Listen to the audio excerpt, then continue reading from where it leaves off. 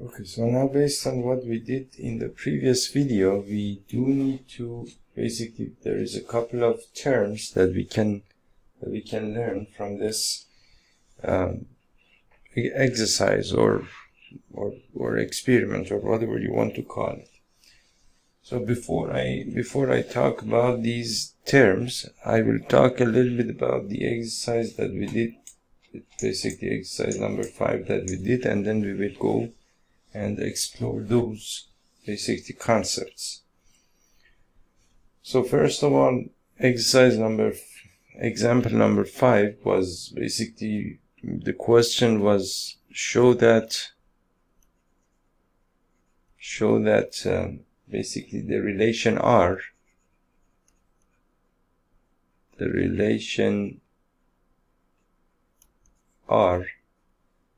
in the set Z, in the set Z of integers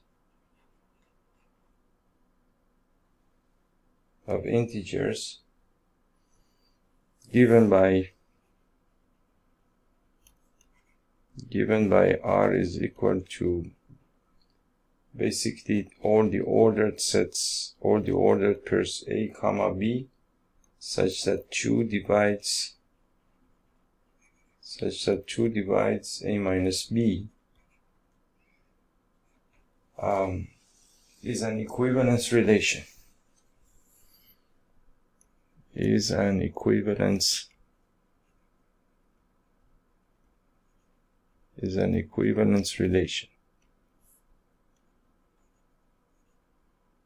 Okay, so that was the question. And so what we did, basically we said that based on the definition of an equivalence relation, we said that basically a relation R, we said that a relation R is an equivalence relation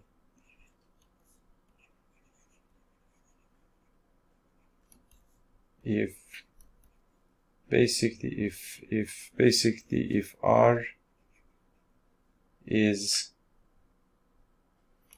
R is number one, a symmetric relation, number one, a symmetric relation, number two, a reflexive relation,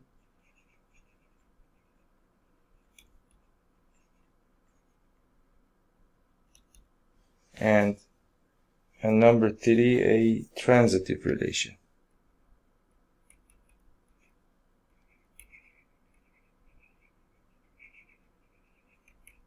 A transitive relation. So what each of these mean is that basically if a relation is a symmetric relation, we said that if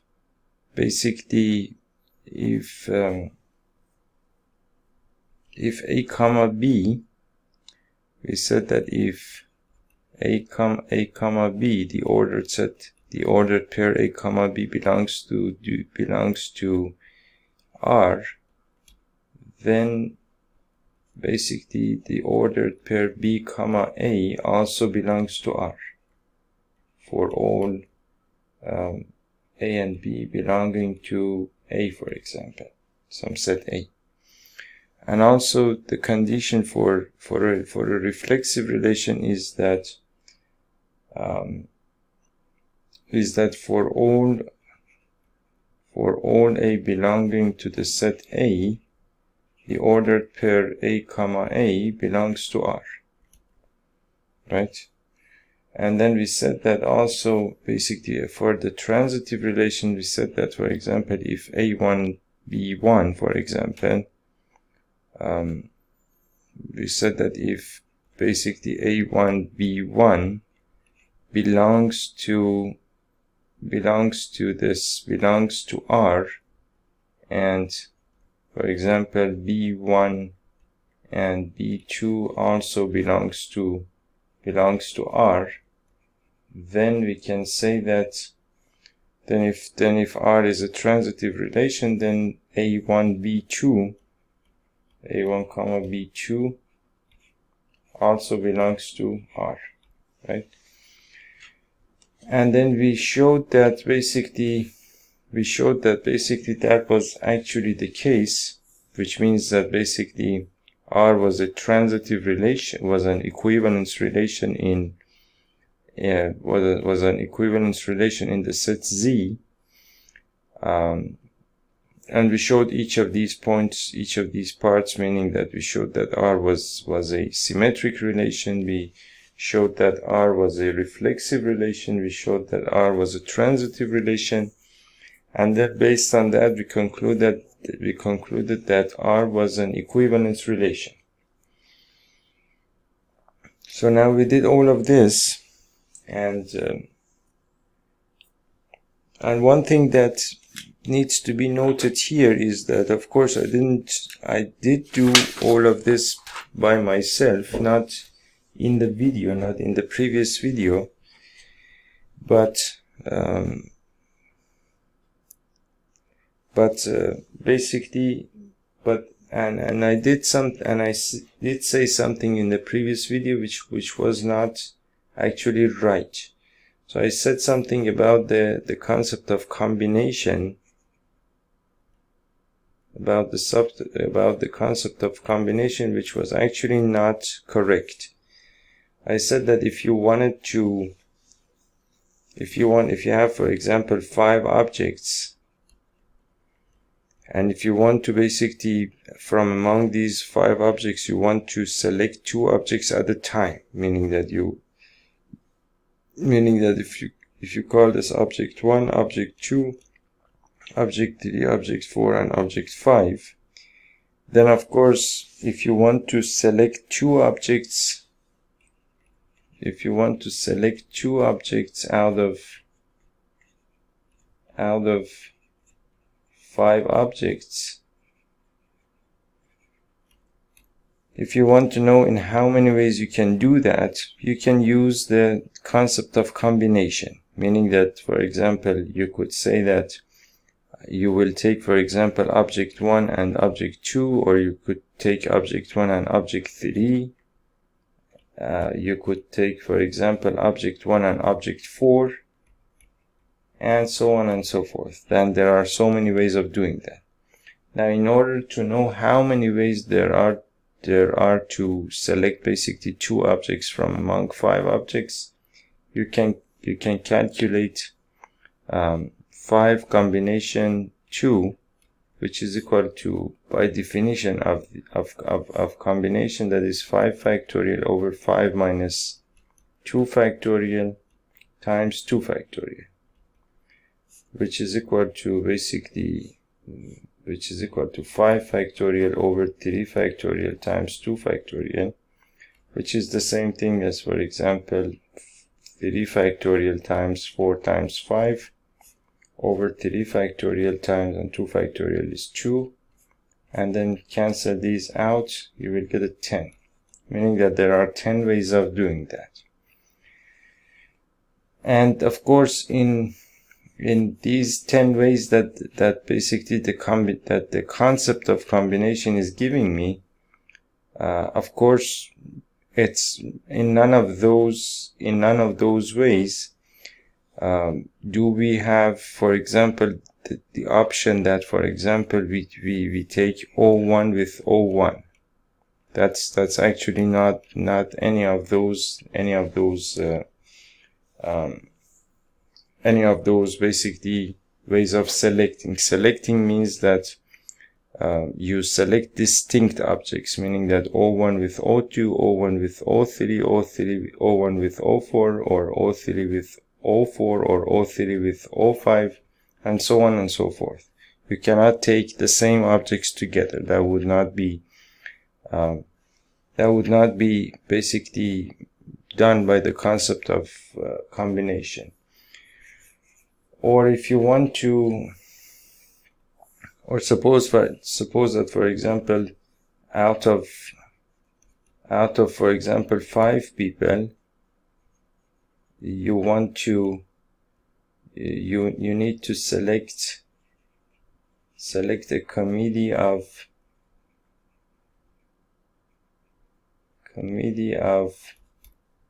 for example 3 people.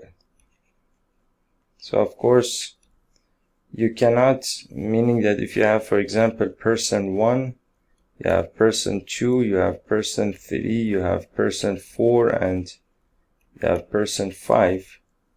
For the 3 people, you would not say that, for example, okay, so let's take person 1 and person 1 and person 2. That would be just person 1 and person 2, and that would be just 2 people, not 3 people. I'm looking for 3 people, right? So a valid way of doing that would be basically, for example, person 1 and person 2 and person 5, for example. Or you could take, for example, person 1 with person 2 with person 4, or any other possible ways of doing that, right? Which means that basically then you could again calculate, for example, 5 combination 3, 5 combination 3, which is equal to 5 factorial over 5 minus 3 factorial times 3 factorial, which is equal to basically 5 factorial over 2 factorial times 3 factorial. Now, it doesn't really matter what that amounts to, but that's I just wanted to correct myself. Now in the previous video that we talked about all of those basically about the example number 5, basically the way that basically you can decide whether an ordered pair A and B belongs to the set R is basically you need to basically, when it comes to the set of integers,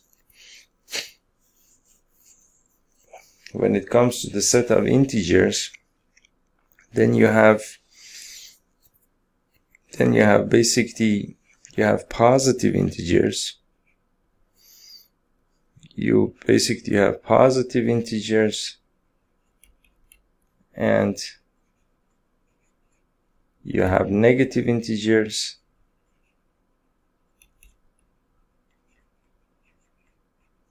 and you have 0. This is basically because you know that basically the set of integers is basically z, which is equal to 0 and 1, 2, 3, all the way up to infinity, and -1, -2, -3, and all the way up to negative infinity. So you have the positive integers, you have 0, and you have the negative integers, right? Now, if you basically, let's call these, for example, I call this, for the sake of simplicity, I call this group 1, I call this group 2, and I call this group 3. 0, I call it group 3. So now if I want to know, for example,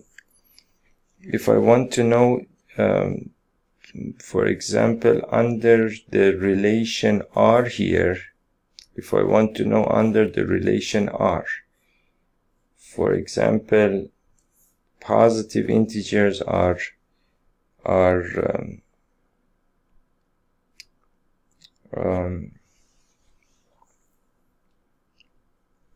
you have basically, or let's categorize these in a different way, meaning that I want to look for even integers. Let's do it this way. Let's do it basically, let's call it even integers, and let's call them odd integers. That is, of course, another valid way of breaking the set of integers into now, well, of course, I'm not breaking the set of integers into basically subsets or anything. I'm just saying that basically you have basically even integers, you have odd integers, and you have 0, right? In the set of integers, you can of course find these types of numbers, right? Now, basically, when you do this experiment, what you will find, basically what you will find out is that basically all even integers are related to 0. All even integers, first of all, point number one is that all even integers are related to 0. And I'll tell you what I mean by this. Are related to 0. And point number 2, you can say that, and to give you some more information on this, for example, 0, plus or minus 2, or 0, plus or minus 4, etc., lie in R. Basically, they lie in R, right? And point number 2, you can say that no odd integers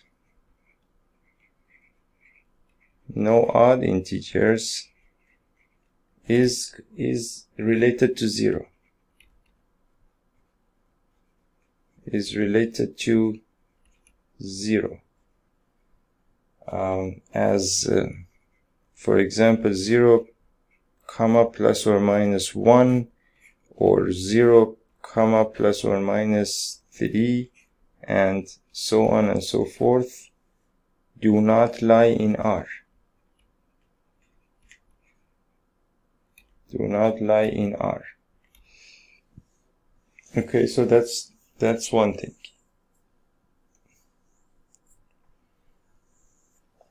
And similarly, you can say that basically all odd integers are related to 1.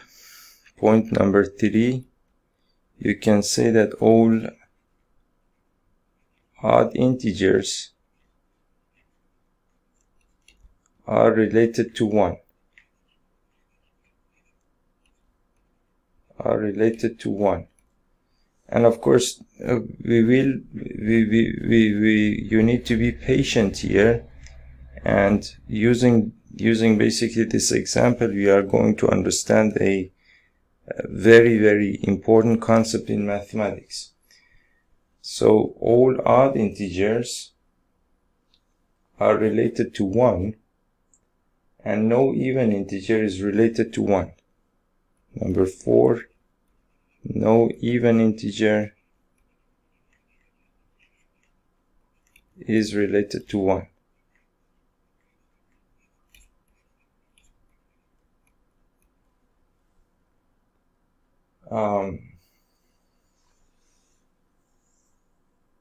So now what do these actually mean? Let's first of all discuss this part and see what that means, and then we will get to the rest of the material. Okay, so what this means is that, for example, when we say that all even integers are related to 0, well, when we say they are related to 0, that means that under the relation, under this relation R, they are, well, related to 0. And what that means is that basically over here we are working with the set of integers. We are working with the set of integers. Now, basically the relation that I have defined in the set of integers, or you could say on the set of integers, is basically R is equal to all the ordered pairs x and y, such that basically 2 divides 2 divides basically, over there we have it as a and b. We have it as x and as a and b, or the order pairs a and b such that 2 divides a minus b, right?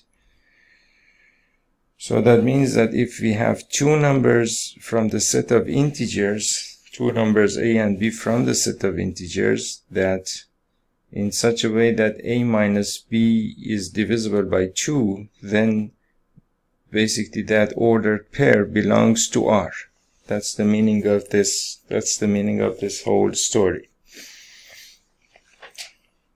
So and when we say that all even integers are related to 0, now if I find two numbers here, for example, let's say that I try, for example, 16 and 14, or 16 and 12, for example. If I take a as 16 and if I take b as 12, then as you can see, a minus b here becomes basically 16 minus 12, which is equal to 4. And you see that 4 is divisible by 2. So that means that basically then the ordered pair 16, 12, that belongs to the relation R. By the same logic, for example, you can say that if I go and choose, for example, negative, for example, 10 and negative 4, if I take a as negative 10 and if I take this as b, then again over here a minus b is equal to negative 10 minus negative 4, which is equal to negative 10 plus 4, which is equal to negative 6, and that is also divisible by 2. So then basically the ordered pair negative 10 comma negative 4 belongs to R. So then technically I can say that basically 16 and 12 are related under R in the set of integers. And of course then I can say that negative 10 and negative 4 are also related under R in the set of integers, and so on and so forth, right? So so now basically what we are saying here, is that we are saying that all even integers are related to 0. All even integers. So which means that, for example, which means that I can take a as, for example, some even integer, and I can take b as, for example, 0. Now some even integer would be, for example, let's take a as, for example, positive 4, and let's take b as 0. Then a minus b becomes 4 minus 0, which is equal to 4, is divisible by 2. So then you can say that, for example, 4 comma 0 belongs to R. And by the same logic, since we're looking at basically even integers, then you can say that, for example, if I take a as, for example, negative 8 and take b as 0, then a minus b is going to be equal to negative 8 minus 0, which is equal to negative 8 divisible by 2. And so you can say that basically negative 8 comma 0 belongs to R. So then based on this logic, you can say that basically all even integers are related to 0, as for example 0 comma plus or minus 2, or 0 comma plus or minus 4, and etc. lie in R, right? And then by the same logic, you can say that no odd integer is related to 0. No odd integer is related to 0. Meaning that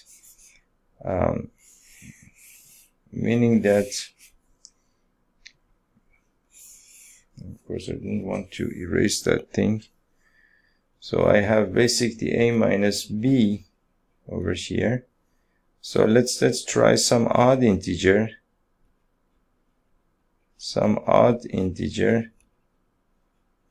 And let's try 0. So for example, let's take a as, for example, 5, some odd integer, and let's take b as 0. So then a minus b is equal to basically 5 minus 0, which is equal to 5, and not divisible by 2. So of course then you cannot say that. You can say that basically 5 comma 0 does not belong to R.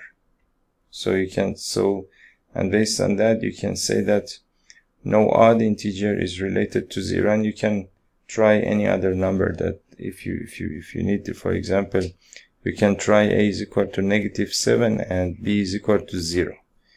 Then a minus b is equal to -7 minus 0, which is equal to -7, not divisible by 2, right?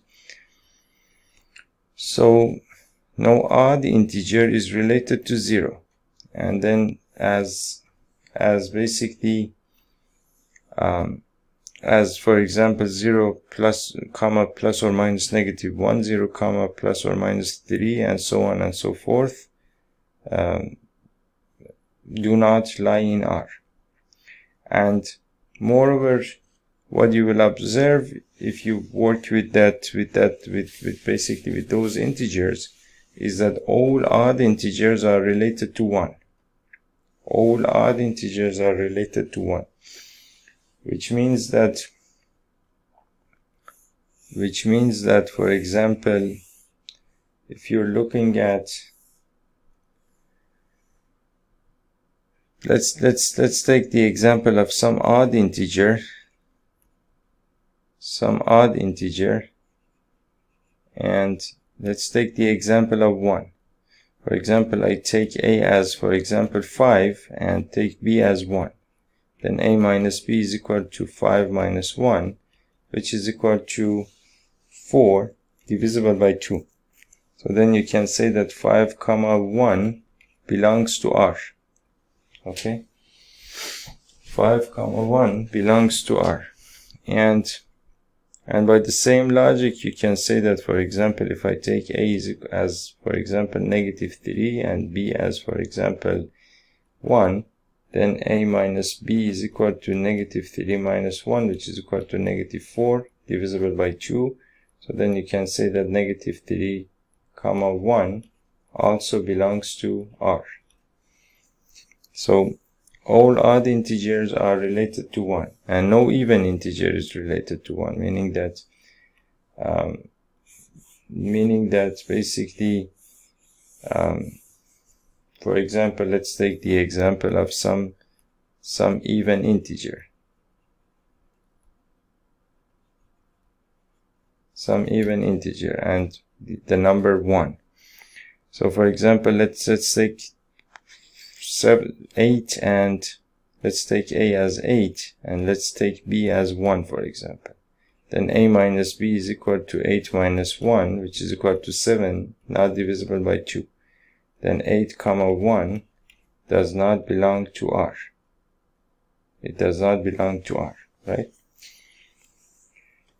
So what this whole thing, basically what we are trying to say using all of these examples is that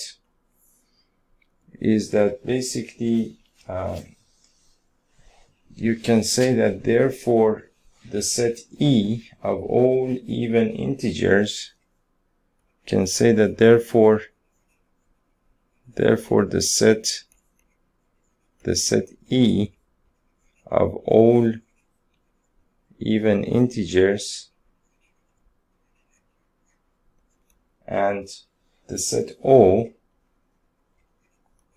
and the set O this is O, of all odd integers, are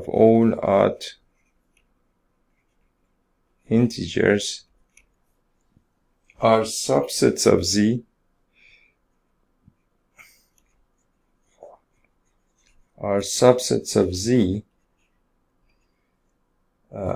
satisfying the following conditions. Satisfying the following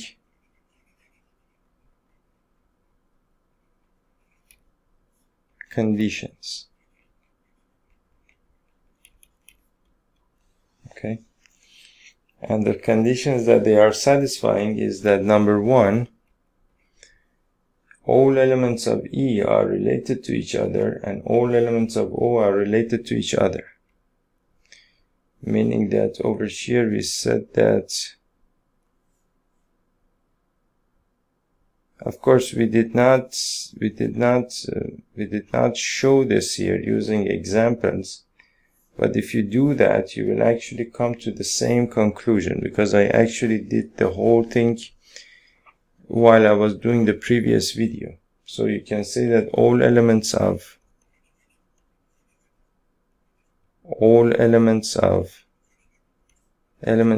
E are related to each other,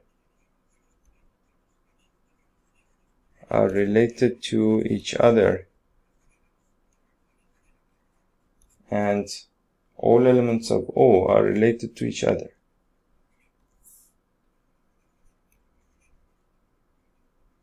And all elements of O are related to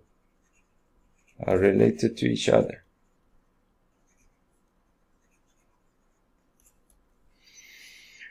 What that means is that basically E is the set of all even integers, and O is the set of all odd integers, right?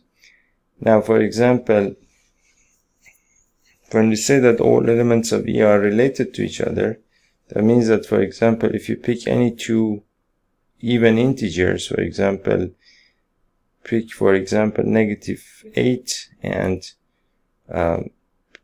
16, right? Take this as A and take this as B. Then A minus B is equal to, for example, -8 minus 16, which is equal to -24. It's divisible by 2.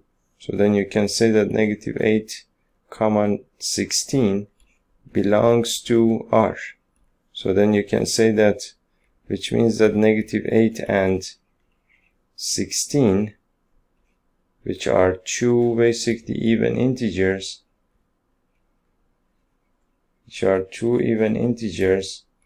are related to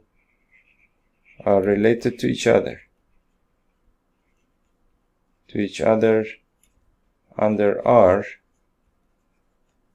in the set Z, right?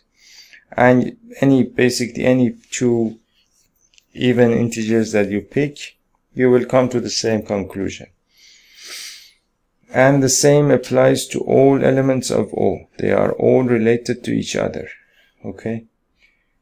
Now, the next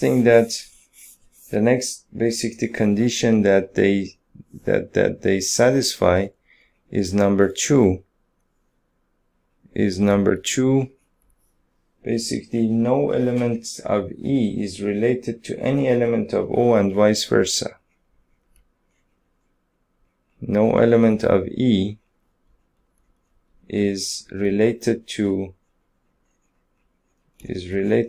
any element of O,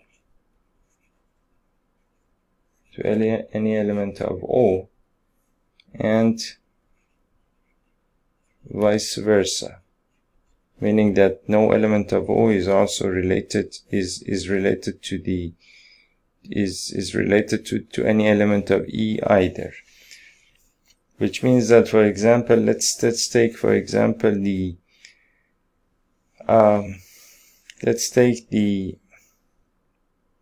for example, a one element from E, one element from O, for example, a negative 16 and a 17, for example. This is an odd integer, this is an even integer.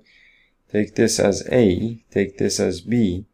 A minus B becomes negative 16, negative 17, which is equal to negative 33, not divisible by 2.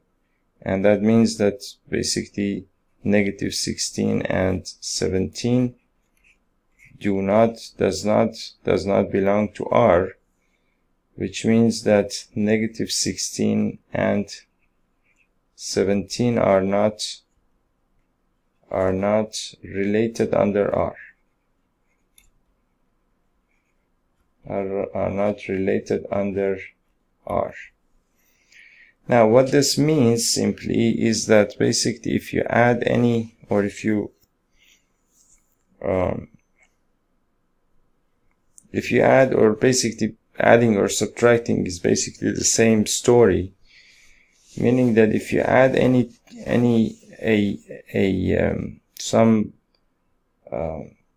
an even integer to an odd integer, the result is going to be an odd integer, which is ultimately something which is not divisible by 2.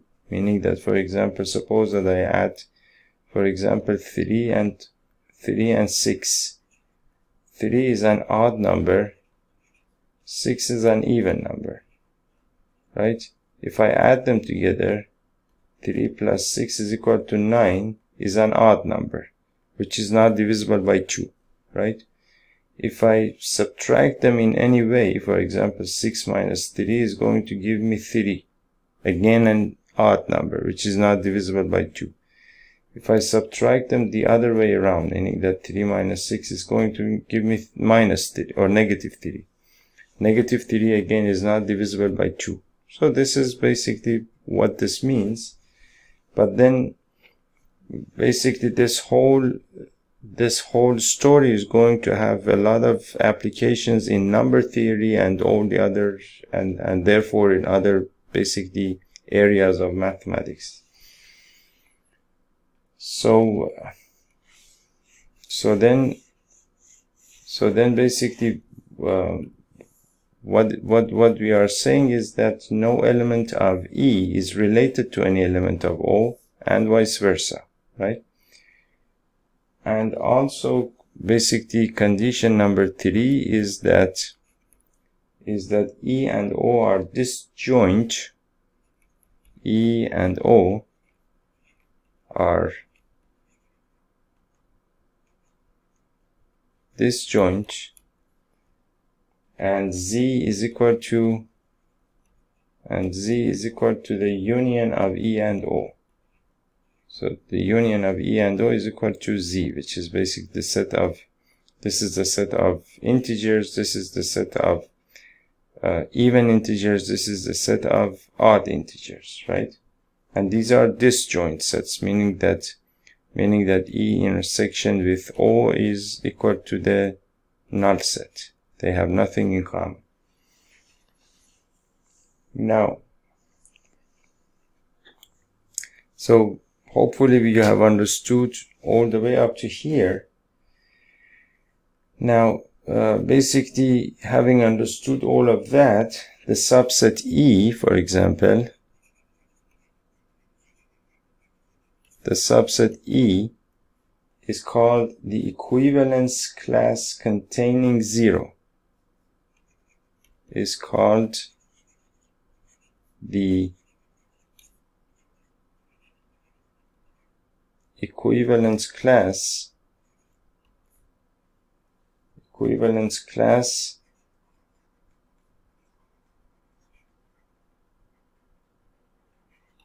containing 0.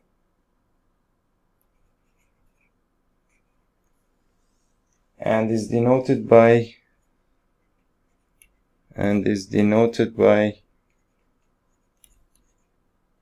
this notation, 0.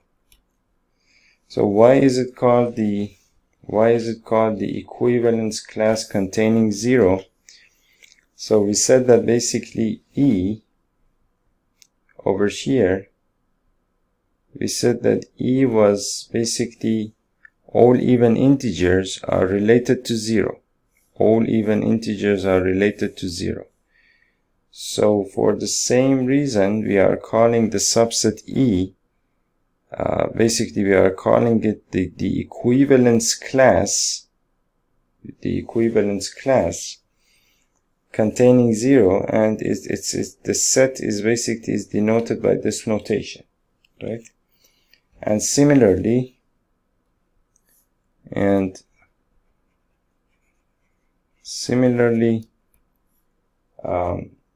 O is the equivalence class containing 1. O is the equivalence class containing 1.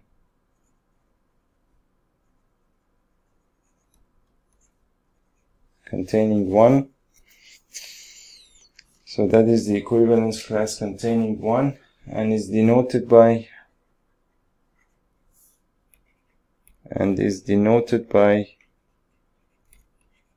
this notation, right? So why is it called the equivalence class containing 1? It's called the equivalence containing 1 because, and of course there is the word class in there as well that we will understand shortly. Why is it called a class?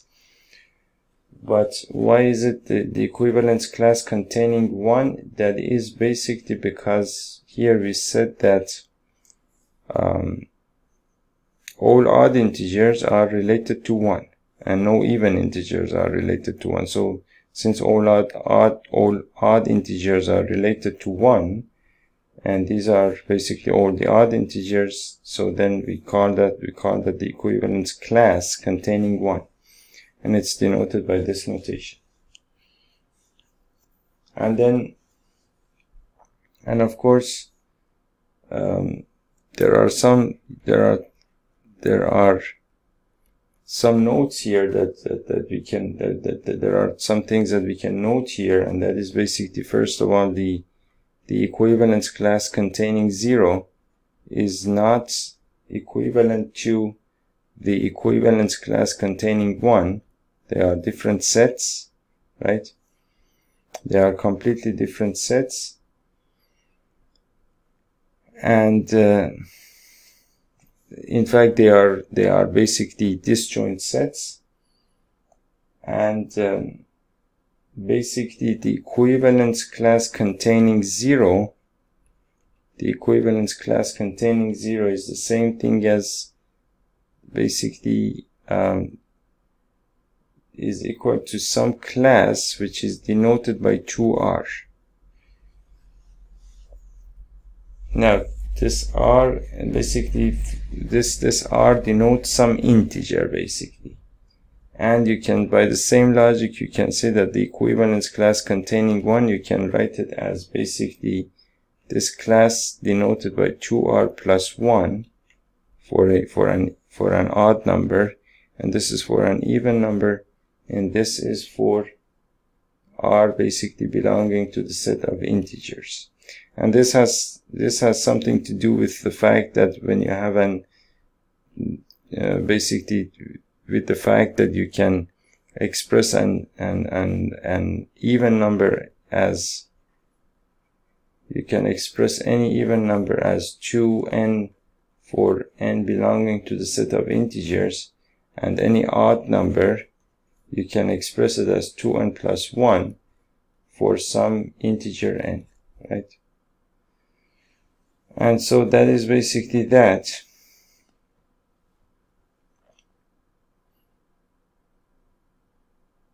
Now what we saw over here, basically, now this is interesting, that in fact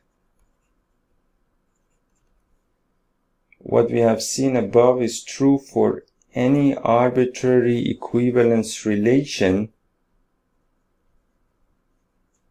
What we have seen in the case of example 5, is true of any arbitrary equivalence relation R in a set X. Is true of any arbitrary equivalence relation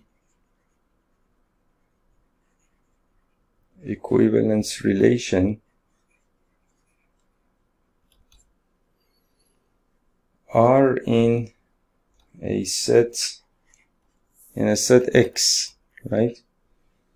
That's actually interesting, and that you could use in, well, many different ways really. Given an arbitrary equivalence relation R in an arbitrary set X,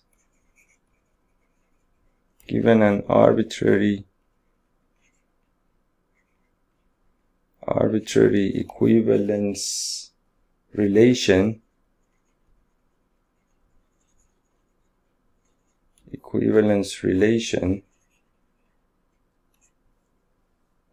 in an arbitrary set X, in an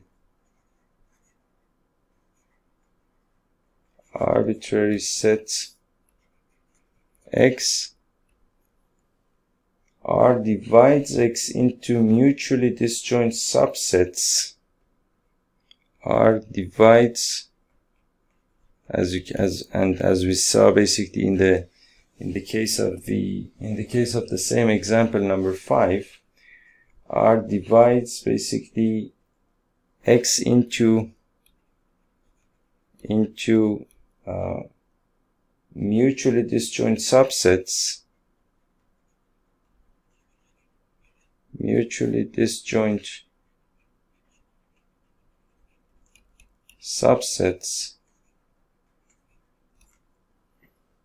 A of I, called partitions or subdivisions.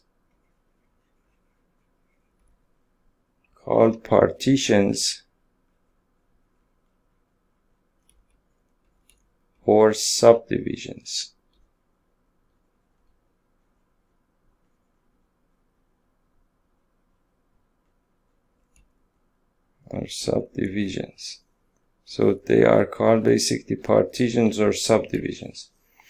So the partitions, for example, in the case of the example number 5, we had the set of basically the set of integers. Now what happened was that basically the relation that we had was R, which was basically all the ordered pairs A and B, for example, such that basically 2 divides basically A minus B. And then what happened was that basically this R divided here, basically in this example, R divides the set of integers into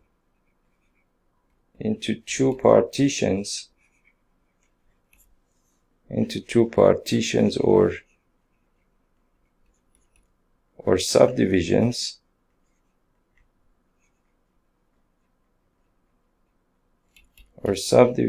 namely E and O. E being, for example, the even integers,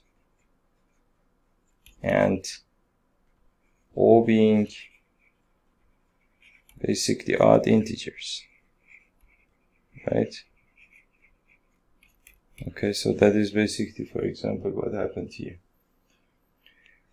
Now, so basically over here we said that given an arbitrary equivalence relation in an arbitrary set X, R divides X into mutually disjoint subsets A of I, called partitions or subdivisions of X satisfying the following conditions. Satisfying, now I have to erase these things so that I can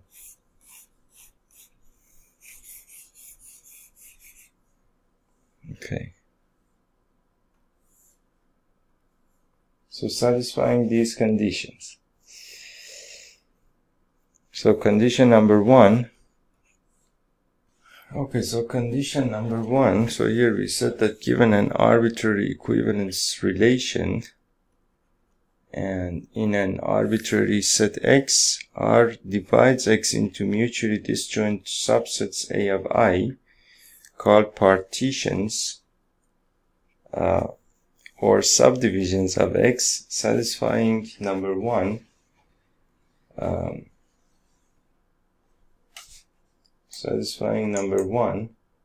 all elements of A of I are related to each other. So we can say that all elements of A of I are related to each other. And we saw this over here as we said that basically we saw that all elements of E were related to each other, and we saw that also all elements of O were also related to each other. So then you can say that all elements of A of I are related to each other, right? Number two, no elements of A of I is related to any element of A of J. Number two, no elements of A of I is related to any elements of A of J, where basically I is not equal to J. And that denotes basically the case that here we said that no elements of E is related to any element of O and vice versa. And we saw that basically that was actually the case. So then the same idea you can in a more abstract way you can express it as no elements of A of I is related to any elements of A of J where I is not equal to J. And number three, you can say that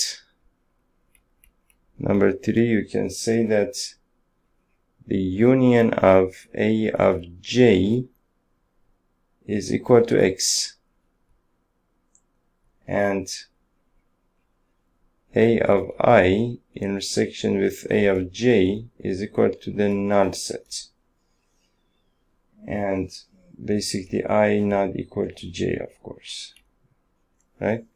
So what this means basically when you say the union of A of J, what that means is that, for example, of course this is not complete. You can write it as J goes from 1 to n, for example.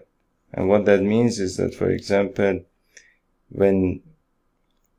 suppose that J goes all the way up to, suppose that, for example, J goes from, for example, 1 to basically 4, for example. Then you have A1 union with A2, union with A3, union with A4.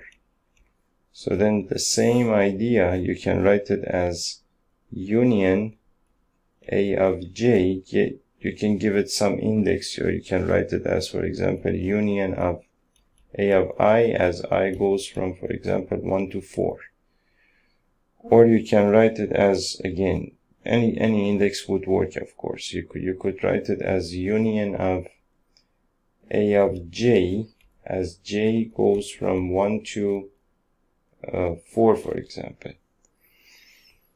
And of course, when you write it this way,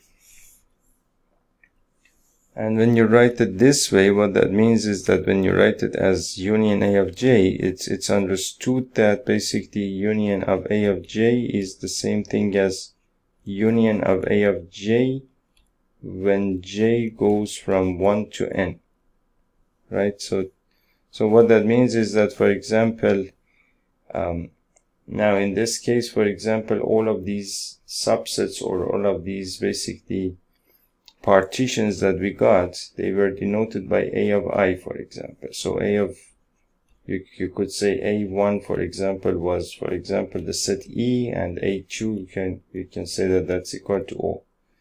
And of course, we showed that E union with O was equal to basically Z. Now, if I denote Z with X and then basically denote E and O with for example, A1 and A2, A of 2, then I can say that the union of these two, meaning that the union of A of j, as for example, j goes from 1 to, for example, n, is equal to x, for example. The same idea here. Now, so these are basically, these are the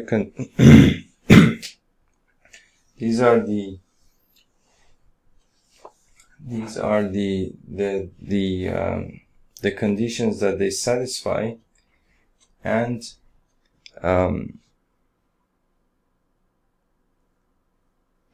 the subsets A of I are called equivalence classes.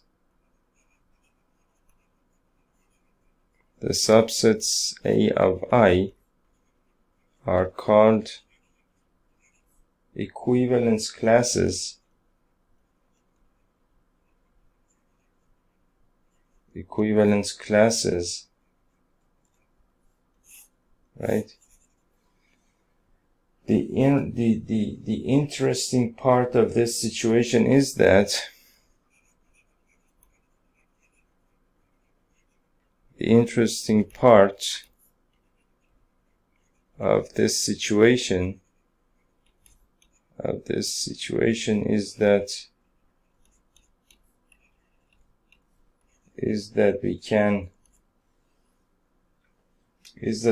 go the reverse, that basically we can do this process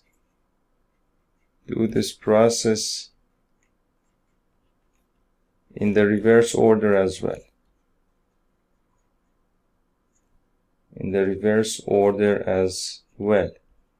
Meaning that, for example,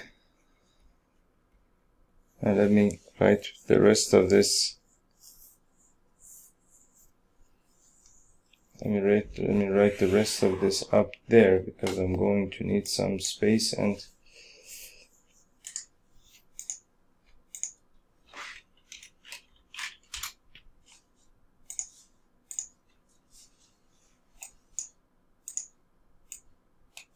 so doing basically the same process in the reverse order, for example,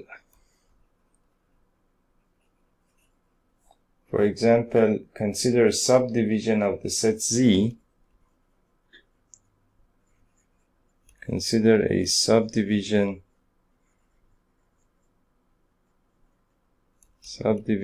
of the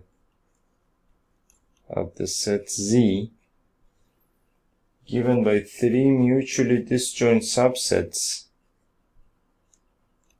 given by three mutually disjoint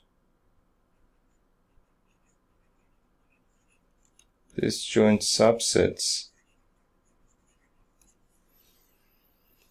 A1, A2, and A3. A1, A2, and A3, whose union is Z.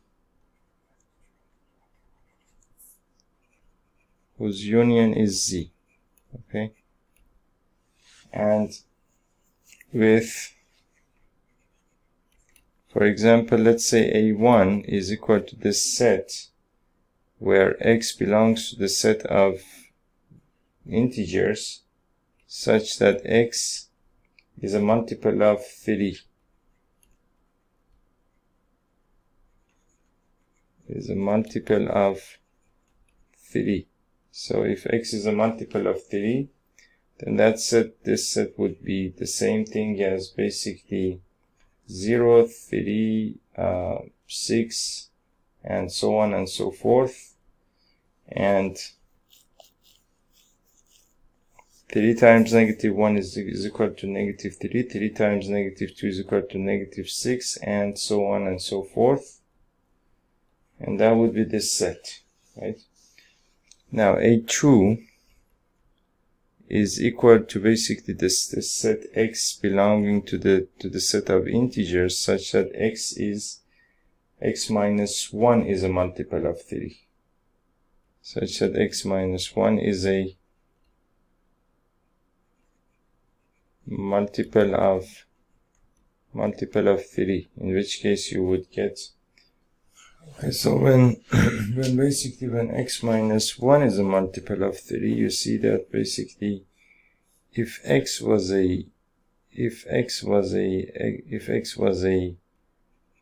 you say that x is a multiple of 3, so of course you would get multiple of 3. So then of course you would get, for example, when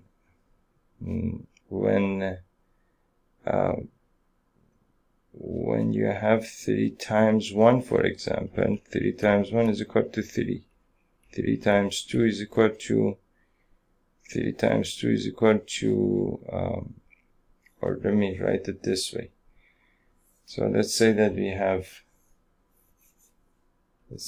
have, for example, first of all, you can multiply 3 by 0. You will get 0. 3 times 1, you will get a 3. 3 times 2, you will get a 6. 3 times 3 is equal to 9, and so on and so forth. You can multiply 3 by -1, you will get -3. 3 times -2 is equal to -6. 3 times -3 is equal to -9, and so on and so forth. So these are all multiples of 3. So now if x was a multiple of 3, then you would write this as x is equal to 0, 3, 6, 9, and so on and so forth. But since we are saying that x minus 1 is a multiple of 3,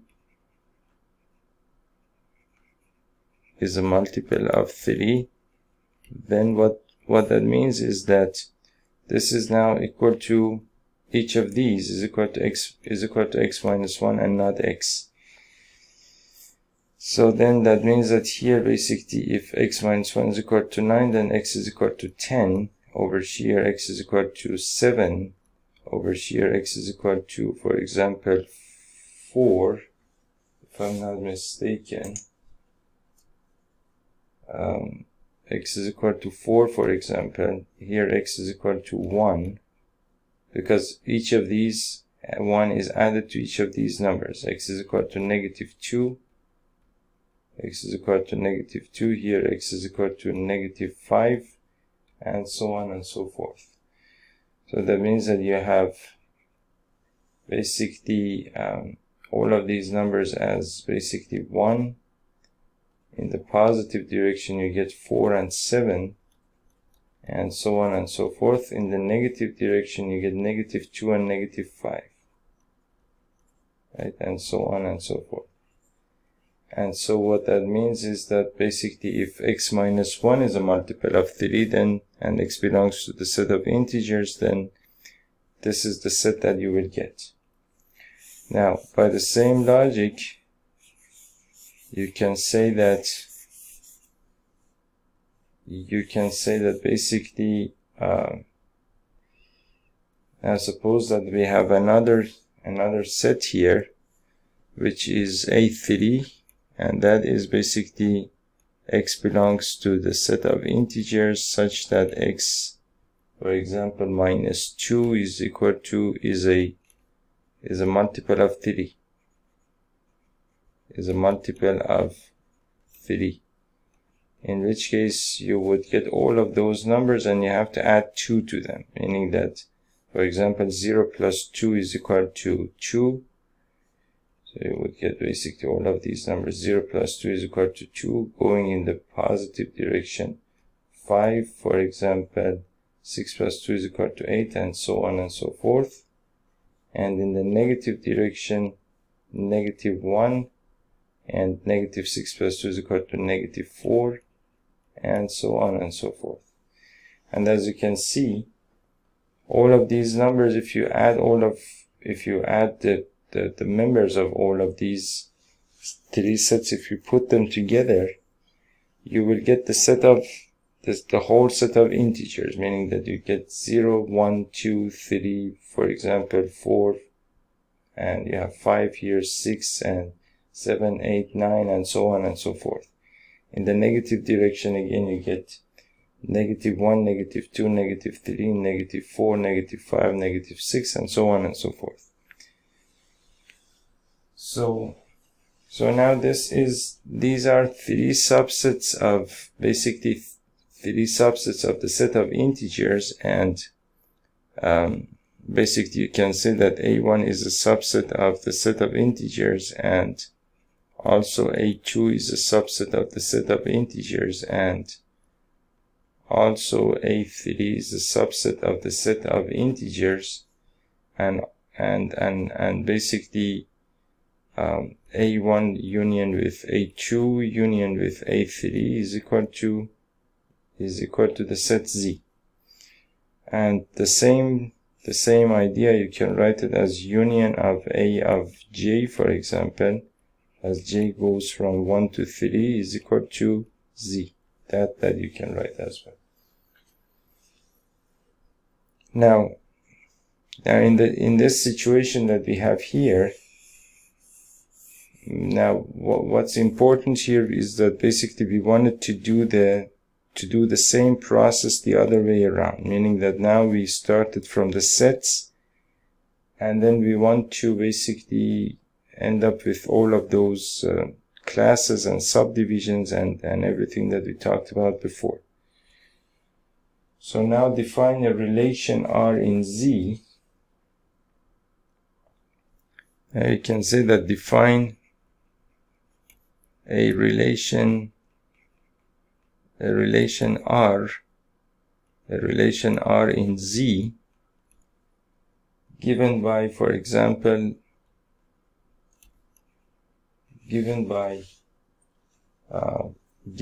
for example, R is equal to all the order pairs A and B, such that, for example, A minus B is divisible by 3.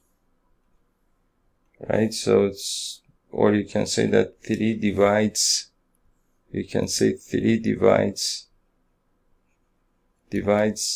A minus B. And as you saw over here, we basically did the exact same thing over here, meaning that here we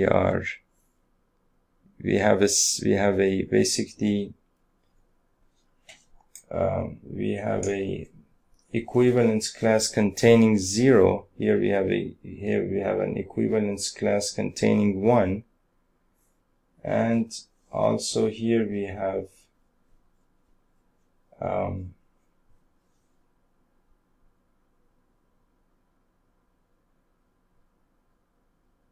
and if I may say so, here we have an equivalence class containing 2, right?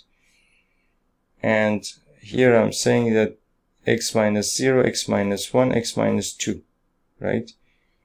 And here I'm saying that A minus B is divisible by 3. And here I'm saying that basically x is a multiple of 3, x minus 1 is a multiple of 3, x minus 2 is a multiple of 3, right? So now we can define a relation R in Z given by this, and then following the arguments similar to those used in example 5,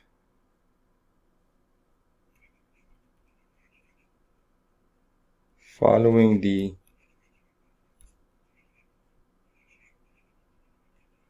arguments similar to those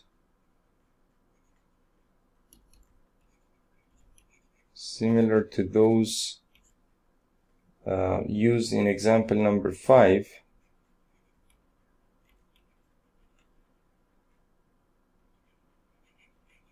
in example number 5, we can show that R is an equivalence relation. We can show that basically R is an equivalence relation, meaning that what that means is that basically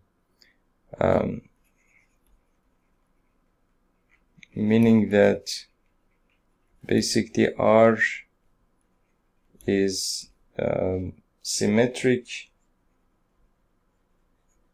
R is symmetric and transitive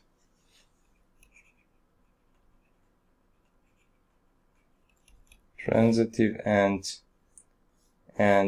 reflexive, right? So we can actually do that, and also A1, for example, in this case, A1, this set over here, which is basically x is a multiple of 3. So also A1 coincides with the set of all integers in Z which are related to 0. Coincides with the set of all integers in Z, the set of all integers in Z which are related to 0. Which are related to 0. A2 coincides with the set of all integers which are related to 1. A2 coincides with the set of all integers in Z which are related to 1. Which are related to 1, as you can see over here. A2 basically coincides with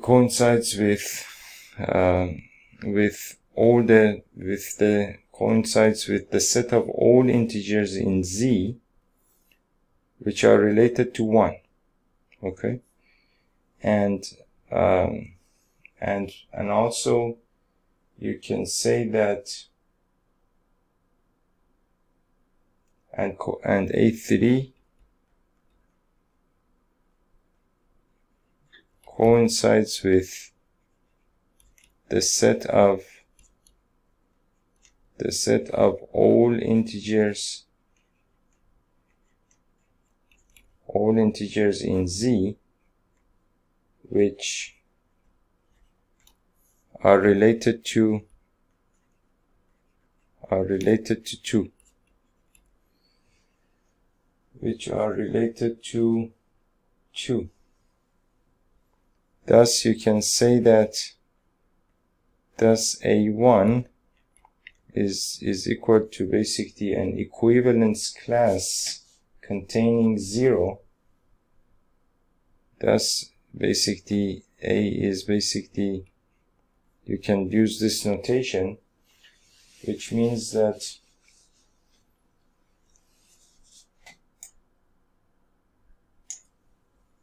thus a1 is equal to this, and a2 is equal to this, and an equivalence class containing 1, and a3 is equal to an equivalence class containing 2. And you can also say that a1 is, you can use this notation 3r. For a2 you can use this notation as 3r plus 1, and for a3 you can use this notation as 3r plus 2. 3r plus 2. And you can see that over here. So 3r plus 2, 3r plus 1, and 3r for the first one. For all r belonging to the set of integers. Okay, so that's basically some information and theory about equivalence classes and that sort of thing. We have a couple more exercises here, actually one more exercise, exercise number 6, and I'm sorry, example number 6, and we have a couple of exercises here, around 16 of them, and then we will get into types of functions. So I'll see you in the next video.